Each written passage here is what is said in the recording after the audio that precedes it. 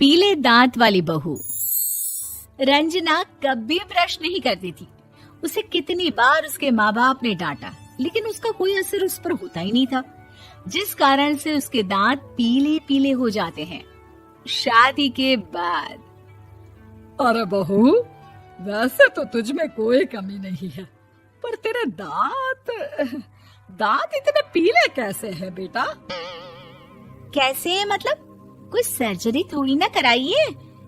वो तो क्या नाम, मैं ब्रश नहीं करती थी तो पीले हो गए। अब क्या करूं? आप कहे तो लाल करवा लूं या फिर काले? यार ये क्या है, क्यों माँ से लड़ रही हो? लड़ रही हूँ? अरे मैं लड़ रही हूँ या ये बोल रही है कि दांत पीले हैं, पीले। अरे तपस्या थोड़ी ना की है इन्हें पीले करने के लिए। बकायदा ब्रश नहीं किया है 20 साल तक, तब जाकर। छी, कैसी बात कर रही हो? ये उस वक्त तो पीले नहीं थे जब हम लोग तुम्हें देखने आए थे। अरे तब साफ करवा लिया होगा डेंटिस्ट के पास जाकर। अब देखो कैसे पीले पीले लग रहे हैं। रंजना सास की तरफ गुस्से से देखती है। फिर शुरू हो गई पीले पीले पीले।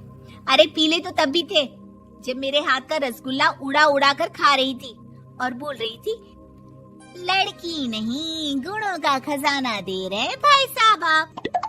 खैर, अब वो लोग करते भी तो क्या करते, पीले दांत वाली बहू पल्ले पड़ी थी तो झेलना तो था ही। एक दिन कीर्तन में रंजना गाना गा रही थी। अरे कमला बहन, माँ का द्वार है, यहाँ तो सब शुद्ध होकर आते हैं, फिर अपनी बहू को ब्रश भी नहीं करवाती तुम। दूर से पीले पीले दांत भक्ति में बाधा उत्पन्न कर रहे हैं। अरे कोई 2 साल के बच्चे थोड़ी ना लेकर आई हूँ मैं बहू बनाकर। अच्छी खासी लड़की है, अरे कैसे करवाऊं ब्रश? ये तो उसे खुद करना चाहिए ना। अब माँ बाप तो इसके जैसे तैसे निपटा दिए, ये नहीं सोचा कि सास कैसे संभालेगी। सास बहू को लेकर घर आ जाती है, लेकिन सोच लेती है कि अब इसे लेकर कहीं नहीं जाएगी। अगले रोज बहू कहती है, अरे क्या हो गया, मंदिर नहीं जाना क्या? कीर्तन का वक्त हो रहा है। मेरी मधुर वाणी से कान्हा जी जागते हैं और सोते हैं। आप तो जानती है ना उनकी भक्ति में कितना मन लगता है मेरा। वो क्या है ना, तबीयत ठीक नहीं लग रही है मेरी, आराम करूंगी मैं। तबीयत ठीक नहीं लग रही? अभी तो मिथुन के गाने पर नाच रही थी आप, और अब बोल रही है कि तबीयत ठीक नहीं लग रही। अरे भक्ति में मन लगा लो सासू माँ, ऊपर जाना है, क्या मुंह दिखाओगी आप? हाँ? सास को बहू की बात पर गुस्सा आ जाता है। मैं क्या मुंह दिखाऊंगी, इसकी चिंता तो ना कर, समझी? अपने मुंह की चिंता कर, जो ये पीले पीले दांत लेकर हर जगह पहुंच जाती है। पता है लोग कितना मजाक बनाते हैं। ना जी ना, मैं नहीं जाना कहीं तेरे साथ। तो ये बात है। कोई ना, मत जाओ, मैं अपने कमरे में ही बैठकर भक्ति कर लूंगी। ऊपर वाला दांत थोड़ी ना देखता है, मन देखता है, भावना देखता है।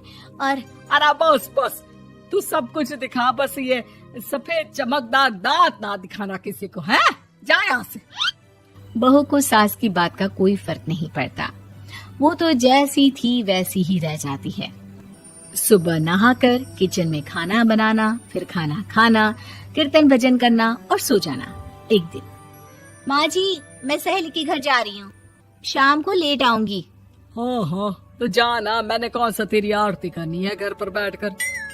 रंजना सहेली के घर जाती है, जहाँ वो पार्टी में जाने की तैयारी कर रही होती है। अरे शिखा, कहाँ जाने की तैयारी कर रही है? मैं गलत वक्त पर आ गई क्या? अरे नहीं यार, उल्टा सही वक्त पर आई है। मैंने ये साड़ी और ज्वेलरी निकाली है यार, शाम को इनके ऑफिस की एक पार्टी में जाना है। बताना कैसा लग रहा है ये सब? नहीं यार, इस ड्रेस के साथ तो वो वाली ज्वेलरी अच्छी लगेगी। हाँ, सही बोल रही है, मैंने ध्यान ही नहीं दिया। वैसे तो हमेशा से मस्त फैशन सेंस रखती है। तो बड़ा जाती होगी ना पति के साथ पार्टी में। रंजना कुछ नहीं बोलती, बस सोचती है कि यार काश ये बात सही हो जाती, पर मैं क्यों नहीं जाती पार्टी में? क्या इन लोगों की कोई पार्टी होती नहीं होगी? रंजना घर आती है और रात में पति से सवाल करती है, एक बात बताइए, आप मुझे किसी पार्टी में क्यों नहीं ले जाते? क्या आपकी यहाँ ऑफिस में पार्टी नहीं होती? पति बेचारा क्या कहता कि दांत पीले हैं तुम्हारे इसलिए। अरे कोई पार्टी होती नहीं हम लोगों के ऑफिस में, तो कहाँ से लेकर जाऊं? और मार्केट, मॉल, कहीं वीकेंड घूमना, कहीं तो। अरे यार सारे हफ्ते में एक छुट्टी मिलती है, तो सोचता हूँ कि आराम ही कर लूं। क्यों? रंजना मन मार के रह जाती है। पहले कभी सास के साथ मंदिर जाया करती थी, लेकिन वो भी सास ने ले जाना बंद कर दिया। घर बैठी बैठी रंजना बोर हो जाती है। तभी उसे आइडिया आता है और वो मायके जाने का सोचती है। सासू माँ, 2 दिनों के लिए मम्मी के घर जा रही हूँ। अच्छा ठीक है, आराम से जा। और हाँ, माँ से कुछ अच्छी आदत सीख कर आना कि कैसे शरीर के हर भाग की तरह दांतों की सफाई भी जरूरी होती है, समझी? शुरू हो गई ना आप।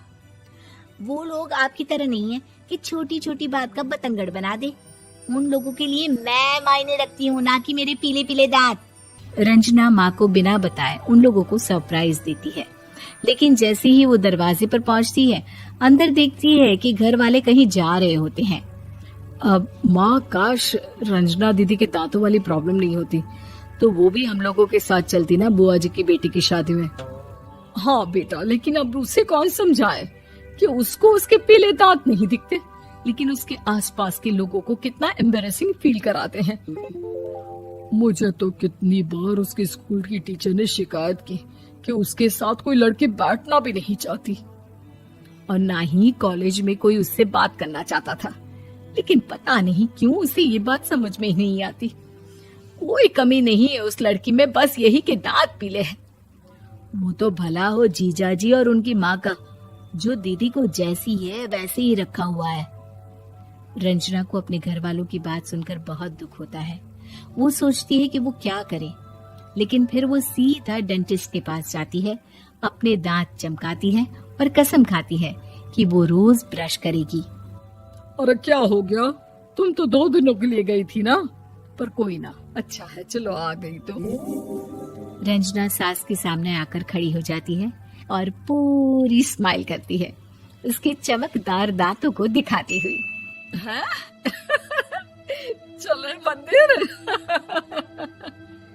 माँ, मुझे माफ कर दीजिए, मैंने आप लोगों को बहुत एम्बैरेसिंग फील करवाया। मैं आज से रोज ब्रश करूंगी।